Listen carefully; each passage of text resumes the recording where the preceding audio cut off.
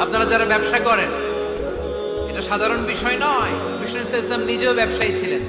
ওনার জীবনের প্রথমে তিনি খাদিজা রাদিয়াল্লাহু তাআলা আনহার ব্যবসার স্টাফ হয়ে কাজ শুরু করেছেন, এরপর নিজে ব্যবসা শুরু করেছেন। এরপরে খাদিজাতুল কুবরা রাদিয়াল্লাহু তাআলা আনহা সব সম্পত্তি বিয়ের পরে বিশ্বনবীর পায়ের সামনে ঢেলে দিয়েছেন। বললেন, ইয়া রাসূলুল্লাহ, এই সম্পদ আমি আপনাকে দিয়ে দিলাম, আপনি ইচ্ছামতো দিনের প্রয়োজনে খরচ করেন। সুবহানাল্লাহ পড়েন।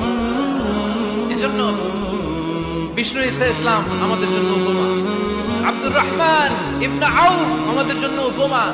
যারা ব্যবসা করেন তারা বিষ্ণু ইসলামের সুন্নাহ পালন করছেন। আত-তাজির আস-সাদুক আল-আমিন, বিষ্ণুই বললেন সত্যবাদী আমানতদার ব্যবসায়ী, যে ব্যবসা করতে যে মিথ্যা কথা বলে না। অনেক ব্যবসায়ীরা আছে পণ্য চালানোর জন্য মিথ্যা কথা বলে আর কসম কাটে, আছে না নাই?